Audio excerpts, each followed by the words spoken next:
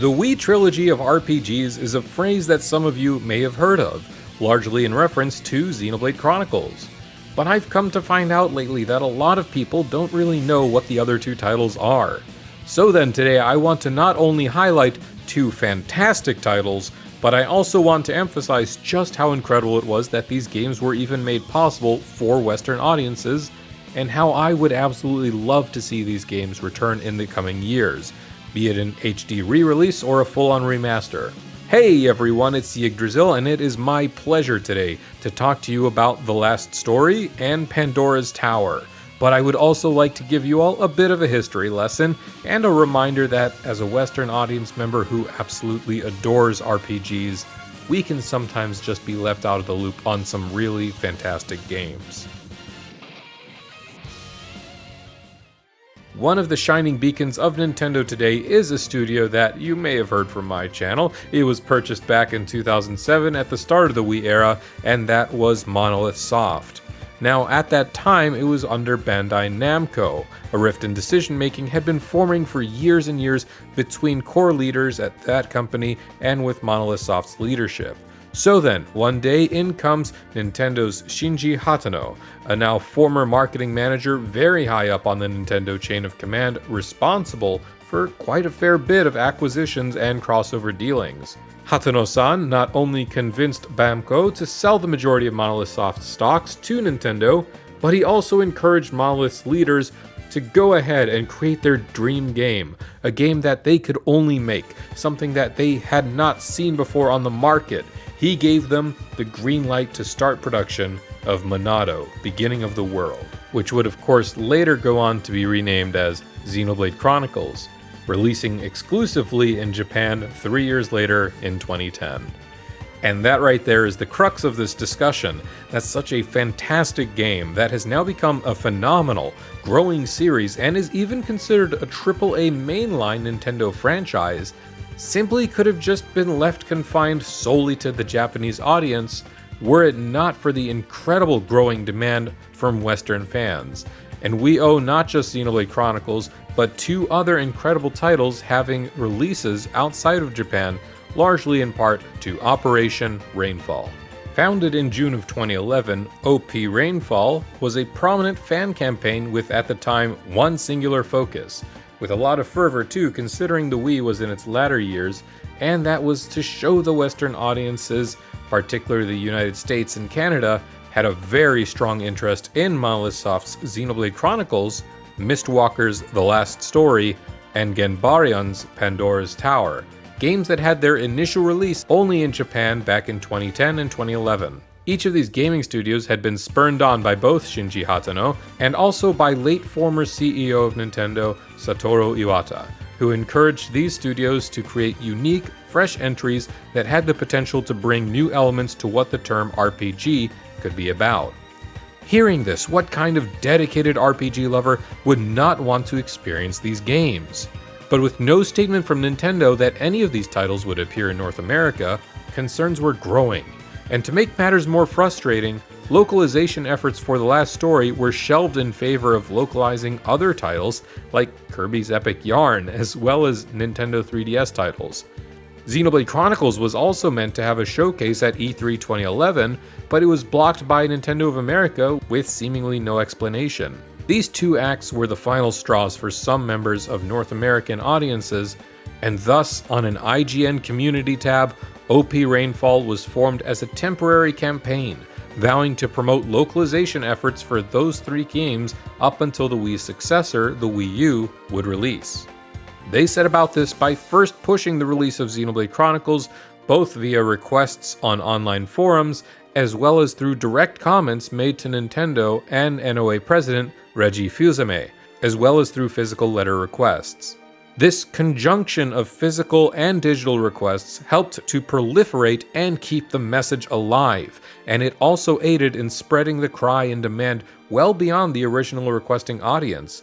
Coverage was propelled by Western and Japanese news titles alike, and even reached the ears of people like Soraya Saga and Hironobu Sakaguchi, with resounding approval on all fronts. And with Nintendo's concession to localize Xenoblade in 2012 for North America, OP Rainfall took the reins that they had been given and directed their efforts not only towards the last story, not only towards Pandora's Tower, but also towards advocating for the recognition of other niche publishers, including titles from Atlas, Xseed, Nice America, and many more.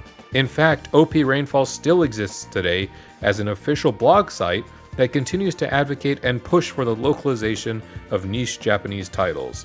So with our history lesson in mind, let's discuss the games themselves, starting with the last story. Zale, tell me what your dream is. My dream? Balancing on the edge of a knife. That's how we live our lives. The world is in a growing state of decay, the light of the land itself dissipating. With worldly resources becoming more scarce, many turn to a life of banditry, while others consign themselves to the mantle of mercenary. It is in this setting that we come across our main protagonist, Zale, a mercenary with aspirations of one day entering knighthood. Joined by a charming cast of partners and under the guidance of their leader Dagran, their journey takes them to Lazarus Island, where under contract by Count Arganan, Zale has a fated encounter that changes the trajectory of his life. This is The Last Story, developed by Mistwalker and published in the United States by Xseed in August of 2012. The Last Story was directed and co-written by founder Hironobu Sakaguchi, the studio's founder, and as I'm sure some of you recognize, the father of the Final Fantasy series, who left Square in the early 2000s to create his own studio. The Last Story? Final Fantasy? Oh, I see what you've done there. Well, accompanied with an original score by Nobuo Uematsu himself, it's clear to see why this game held such a precedent and why there was such a strong demand for localization.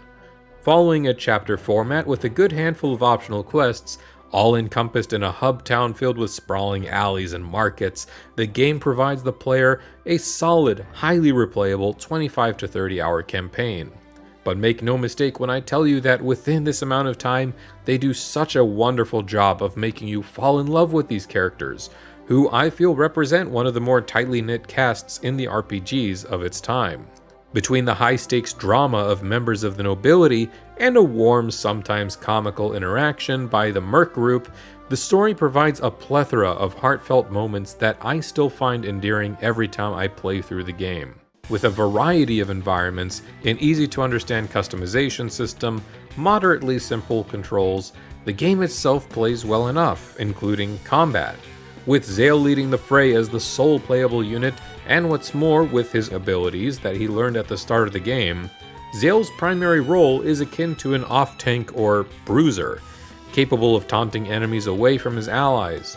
Zale can also give shoutout orders to his party members, and if you want, auto-attacking can be enabled or disabled to streamline the combat experience a bit more to how you'd like. The game also featured an online multiplayer mode where you could either fight another player using one of the main characters, often end up being Zale since he's the most prominent and powerful, or a co-op mode where you would team up with 3 other players to tackle a handful of story bosses for upgrade materials and unique weapons.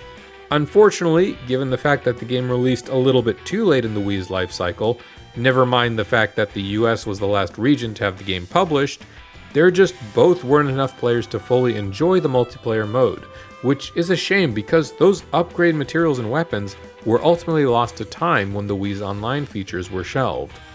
Overall, The Last Story is perhaps one of my favorite RPGs on the Wii, likely among my top 10 even.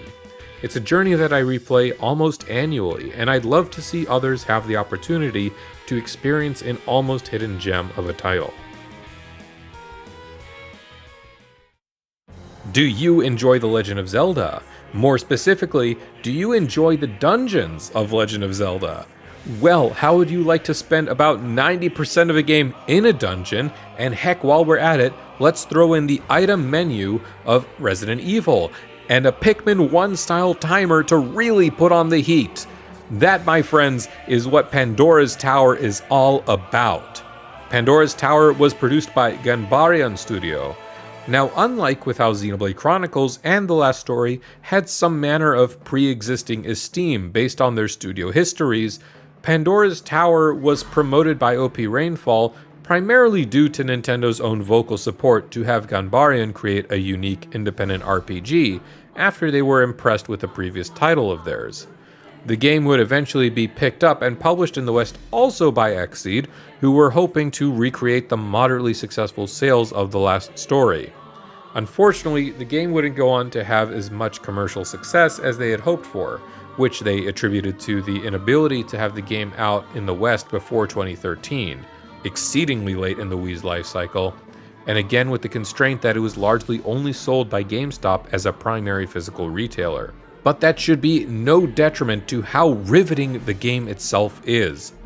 In the hopes of saving his partner Elena from a terrible curse that would see her turn into an abomination, Aaron, a former soldier from a rival nation who owes Elena his life, works with a mysterious merchant couple to delve into Pandora's Tower, an ancient, gargantuan facility composed of 12 towers hanging perilously over an enormous fissure. With 5 different endings based on how well you can manage Elena's illness and keep her comfortable, Pandora's Tower is a suspenseful experience. And I didn't mean what I said at the start of this section. You literally delve into these towers for the majority of the game, periodically returning to keep Elena's illness in check, keep her in good and hopeful spirits, and upkeep your gear and items.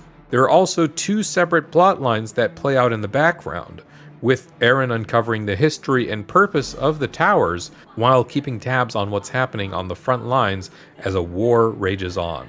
Gameplay involves hacking and slashing through each tower in the hopes of obtaining the beating hearts of each tower's master, working your way through enemies, platforming, and solving a myriad of puzzles.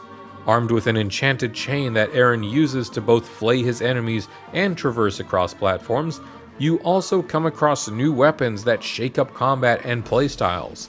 Even after mastering one of the 12 towers, you also have the option to backtrack for any missed items or if you need specific resources. Just be sure to not leave Elena alone for too long, lest she suffer a terrible fate. Much like with my thoughts on The Last Story, Pandora's Tower truly deserves its title as an icon of the Wii RPG era, and is an absolute must for any Zelda dungeon aficionado. So there you have it. It's the how and the what of it, but what of the why? Why do I want to see The Last Story and Pandora's Tower make a triumphant return in the modern day? Simple. They are great games that were heavily squandered by the circumstances of their releases. Make no mistake, I am always grateful that I was able to play these games myself. But having been released very late in the Wii's life cycle, and with only GameStop serving as the sole distributing retailer in the US, simply not as many people I feel had either heard of or had the chance to play either of these games. Unfortunately, we've never heard anything about Pandora's Tower making a triumphant return. And while Sakaguchi-san is aware that the fanbase desires to see an HD remaster of The Last Story in a statement he posted back in 2021, he's gone on record to say that he feels he could put his time elsewhere, and that also he feels like there isn't enough investment to warrant a full-on remake.